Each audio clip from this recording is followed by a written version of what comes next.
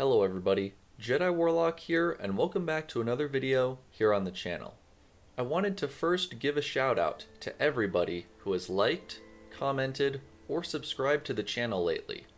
We are almost to 350 subscribers, which absolutely blows my mind every time I check on it.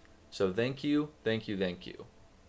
Today, I'm returning to the realm of Azeroth to take a look at one of my favorite zones in all of World of Warcraft.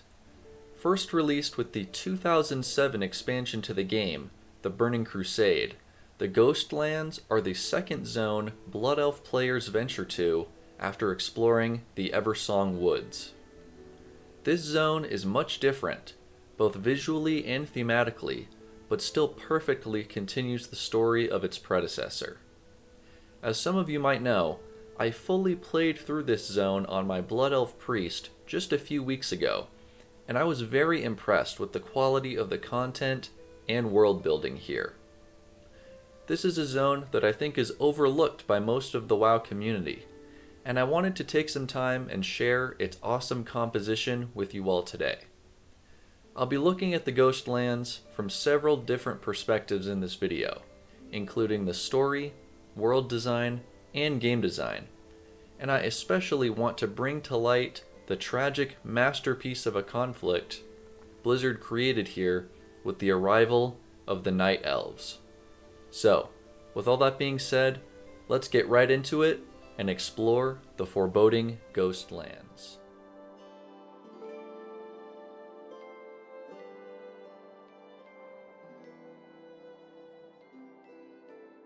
To the south of the Eversong Woods lies a region of darkness, corruption, and sorrow.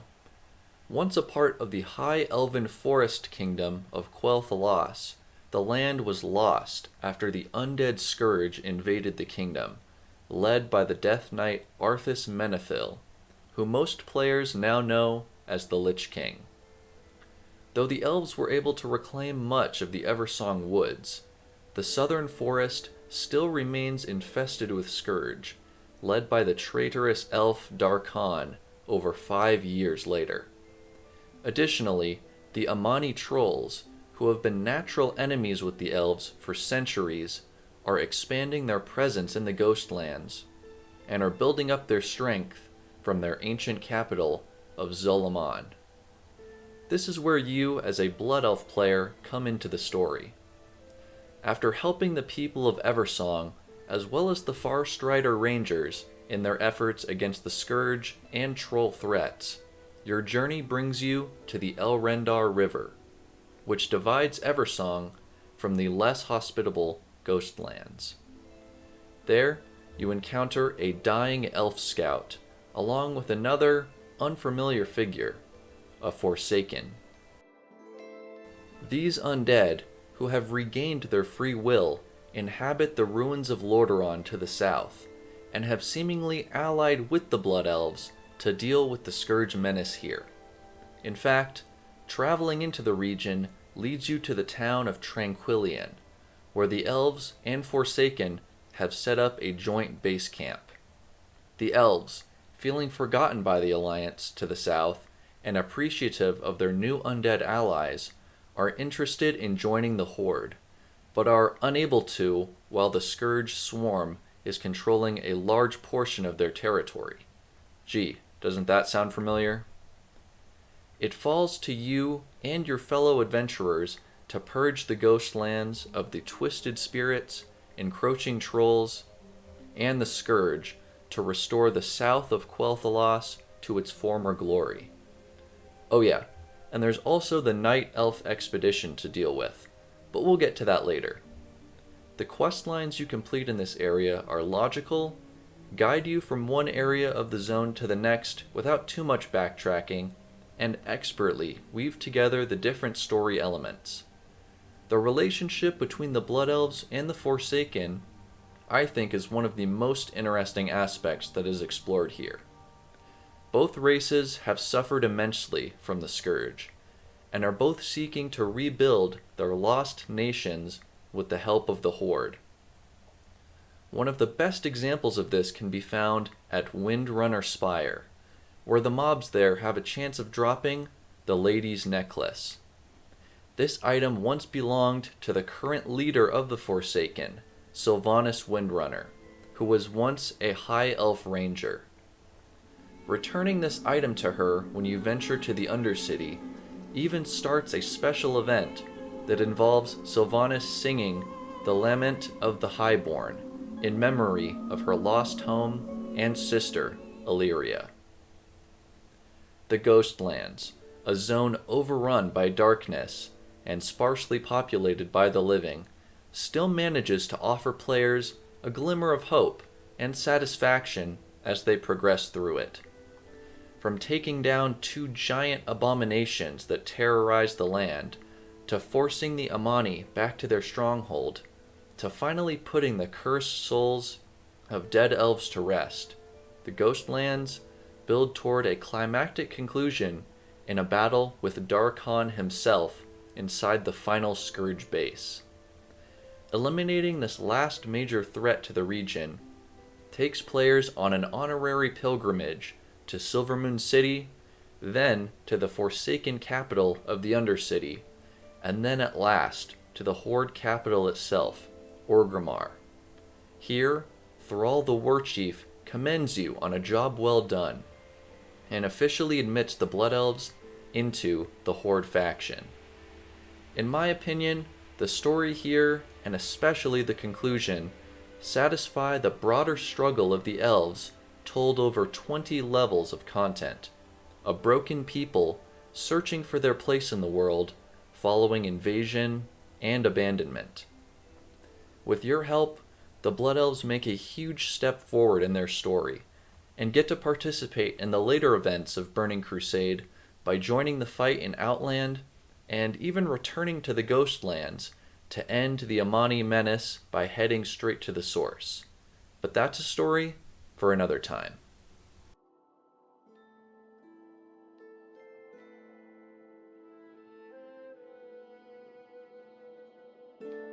When you enter the Ghostlands, one of the first things you notice is how different it is from the Eversong Woods you have grown to know. This is no land of perpetual spring. Instead, plagued bats, lynxes, and other creatures litter the landscape as you hurriedly approach Tranquillion, one of the only safe havens here. From here, your first quests take you to the northern villages, named Suncrown and Golden Mist. These two areas introduce you to the Nerubian Scourge and the Elf Ghosts, respectively, and do a great job of establishing two of the main enemy types in the region. Additionally, the other main quest hub in the region, the Farstrider Enclave, tasks you with pushing back some of the more adventurous Amani trolls and ending the curse placed on a group of elf mages who now reside at the bottom of the nearby lake. The Amani catacombs are no cakewalk, but clearing them out stops the trolls from adding the dead to their already sizable forces. Back in the west, the Sanctum of the Moon and the Underlight Mines need to be cleared of enemies before moving on to the final of the Lost Villages, Windrunner Village, which sits just below the Windrunner Spire I mentioned earlier. Both of these spots are infested with Scourge, and are one of the last places to be cleared before an assault on Deathholm can begin. You might be asking, what's Deathholm? Well, Deathholm is the pot of gold at the end of the undead rainbow, to use the phrase. Remember the Dead Scar, that gigantic gully that runs literally through the entire subcontinent of Quel'Thalas and is crawling with zombies? Yeah, well, at the end of the Dead Scar is Deathholm, the final Scourge base in all of the Ghostlands. It is here where you and the other Blood Elves end the menace that is Darkhan. The base is full of all types of enemies you have encountered before, but in their upgraded forms, and can dish out some solid damage on your way to the final prize. Oh yeah, and interspersed within the rest of these areas are the 3 Night Elf outposts, along with the main Night Elf base, more troll areas, 2 gigantic ziggurats, an old wizard tower, a canonically accurate pass that leads into the Plaguelands, and Zul'Aman itself, hidden away in the eastern mountains. If that sounds like a lot, it is, but that just goes to show how intricate and complex the zone is from a world perspective, and it's one of the things I like most about this zone. There are lots of places to go, but the quest design perfectly compensates for this by guiding you between one area and the next without feeling too forced or giving you whiplash by throwing you from one conflict to another. All the sub-areas are related somehow, either geographically or thematically, and every area has a purpose that helps build toward the final conflict in Deathholm. Running through the shadowy landscape and securing one area at a time by yourself or with friends feels rewarding and immersive, like you're actually an elf working to liberate your homeland. To all the Alliance Andes out there, myself included, I have to say, this area beats both Westfall and Loch Modan for me in terms of the completeness of the world. While both of those other areas are great, the Ghostlands just stand out to me as a region with such polished geographical flow that it elevates the quest and story content to another level. If you're somebody like me who has always played Alliance, I highly recommend playing a Blood Elf as an introduction to the Horde. The regions will not leave you disappointed.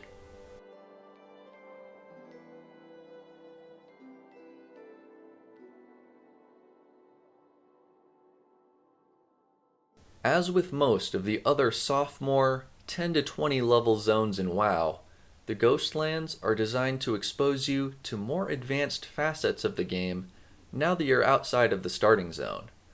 You learn about flight paths, repeatable quests, elite mobs, mobs with special abilities, and probably the spirit healer. Again. One of the most interesting things players are introduced to in this zone are smaller factions outside of the main Horde and Alliance ones. Usually this doesn't happen until much later in your leveling journey, but the hub of Tranquillion offers a unique reputation grind that unlocks upgraded loot from the vendors there. Since reputations are an integral part of late and endgame content in WoW, I think it was a great idea that Blizzard decided to implement a more basic faction in the early game to teach players about the concepts of earning reputation and bartering for items at the faction vendors. Too bad the Draenei never got a matching faction on Bloodmist Isle, which is slightly frustrating, and means that the Alliance is always going to have one less faction to get too exalted with. I don't have a ton of other comments in terms of game design for this region.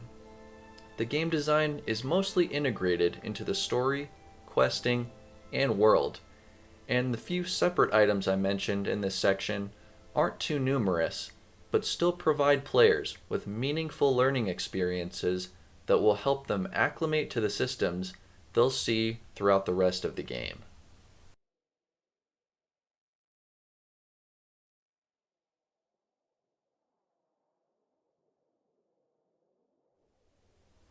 Now, last but certainly not least, I wanted to discuss the only story element I haven't mentioned yet, the Night Elf presence in the Ghostlands. I was considering making this section into its own video, but it seems to be more fitting to keep it here, since we're already on the topic of the Ghostlands and its story already. There are a few different interpretations of this storyline that I'd like to share with you all today, starting with the canonical one. As you explore and quest through the Ghostlands, it is determined that a contingent of night elves from across the sea have come to Quel'Thalas. They have set up 3 outposts across the wilderness, along with a larger base off the coast on Shalandis Isle.